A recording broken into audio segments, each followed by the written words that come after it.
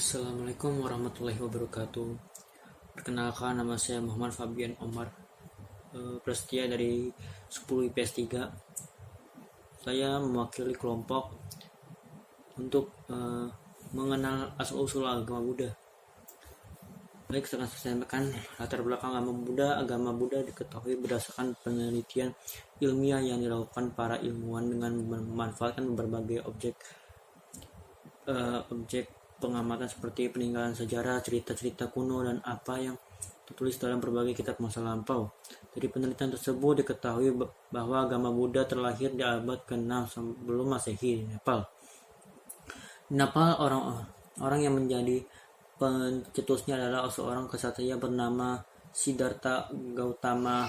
Agama ini muncul dari perpaduan berbagai kebudayaan seperti kebudayaan Hellenistik, Yunani, kebudayaan Asia Tengah, Asia Timur, dan Asia Tenggara. Agama ini juga muncul karena adanya reaksi terhadap hadirnya agama Hindu yang muncul lebih awal dari Nepal hingga ke seluruh benua Asia hingga kini. Agama Buddha sudah menjadi agama mayoritas di beberapa negara seperti Thailand, Kamboja, Singapura, Myanmar, dan Taiwan. Perkembangan agama Buddha. Perkembangan agama Buddha mencapai masa kejayaan di zaman pemerintah Raja Asoka 273 sampai 232 sebelum Masehi, yang menetapkan agama Buddha sebagai agama resmi negara. Pada zaman Raja Asoka, banyak dibangun bangunan-bangunan yang sangat berharga bagi agama Buddha seperti stupa dan tugu-tugu yang terkenal dengan sebutan tiang-tiang Asoka.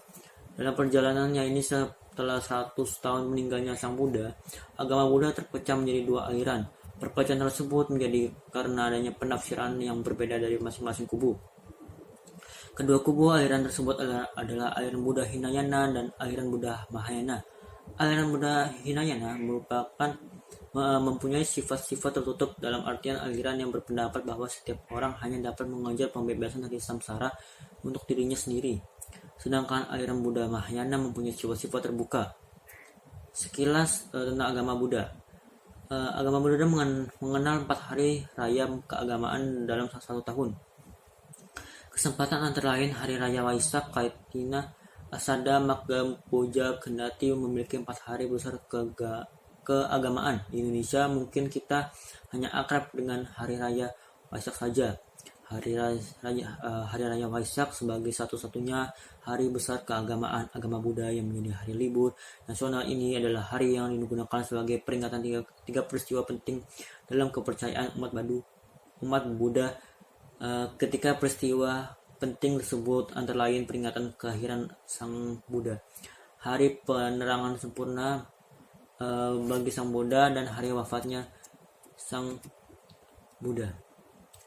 Assalamualaikum warahmatullahi wabarakatuh. Saya Tiara Ardia dari 10 IPS 3 akan membacakan tokoh-tokoh yang berperan dalam agama Buddha. 1. Siddhartha Gautama adalah guru spiritual dari wilayah timur laut India yang juga merupakan pendiri agama Buddha.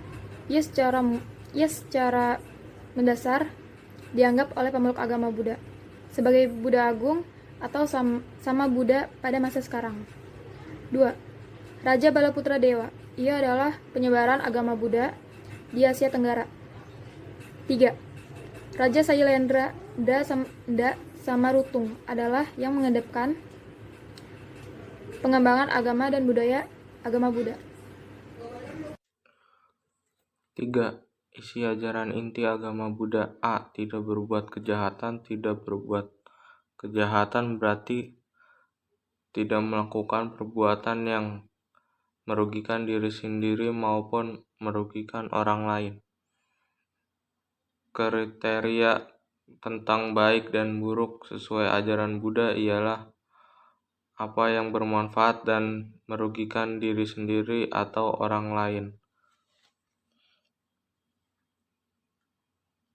Untuk memutuskan apakah suatu perbuatan benar atau salah, baik atau buruk, tepat atau tidak tepat dikerjakan, kita harus memeriksanya apakah ia melepaskan atau sebaliknya membawa keterkaitan pada hawa nafsu. Mengapa keterkaitan akan membawa kebahagiaan dan kebiasaan dan kebebasan, sedangkan keterkaitan mendatangkan penderitaan. B. Membuat kebijakan adalah kualitas baik dan mulia dalam diri seseorang yang memungkinkan ia melakukan perbuatan yang baik, yang menuntun pada pengikisan, keserakahan, kebencian, dan kebodohan,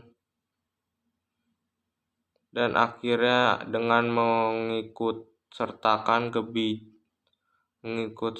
kebijaksanaan meraih pencerahan. Kualitas-kualitas ini contohnya kedermawanan, belas kasih, kejujuran, kedisiplinan, ketekunan, dan lain-lain.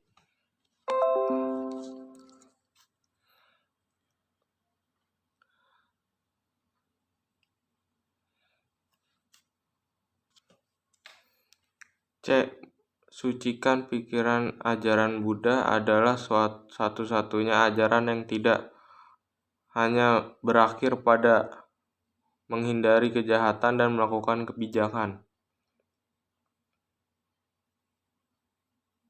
tetapi juga mengajarkan pemurnian pikiran. Pikiran merupakan akar dari semua kejahatan dan kebijakan, dan yang menjadi sebab dari penderitaan maupun kebahagiaan sejati. D. Wihara adalah tempat ibadah agama Buddha yang bisa juga dinamakan kuil. Kelenteng dan wihara pada dasarnya berbeda dalam arsitektur, umat, dan fungsi. Kelenteng pada dasarnya berarsitektur tradisional Tionghoa dan berfungsi sebagai tempat aktivitas sosial masyarakat selain berfungsi spiritual. Nomor 4. Pengetahuan umum. Kitab suci yang dipergunakan dalam agama Buddha Theravada adalah kitab suci Tripitaka, atau dikenal juga sebagai kanon Pali atau Pali Kanon, karena terdiri dari tiga kelompok tersebut, maka kitab suci agama Buddha dinamakan Tripitaka atau Pali. Upacara keagamaan agama Buddha adalah Waisak. Waisak juga dikenal dengan nama Visakha Puja atau Buddha Purnima di India, Sagadawa di Tibet, Vesak di Malaysia dan Singapura, Visakha Bucha di Thailand, dan Vesak di Sri Lanka. Hari raya agama Buddha ada 5, yaitu Waisak, Asada, Katina, Magha Puja, dan Ulambana. Selanjutnya yaitu relasikan agama kebudayaan atau benang sejarah Indonesia. Maksudnya gimana sih guys? Misal agama Buddha meninggalkan seni rupa berupa Candi Borobudur. Candi berbentuk stupa ini didirikan oleh para penganut agama Buddha Mahayana sekitar tahun 800-an Masehi pada masa pemerintahan Wangsa Sailendra. Borobudur adalah candi atau kuil Buddha terbesar di dunia, sekaligus salah satu monumen Buddha terbesar di dunia yang sekarang dikembangkan oleh Indonesia menjadi tempat objek wisata tunggal di Indonesia yang paling banyak dikunjungi wisatawan.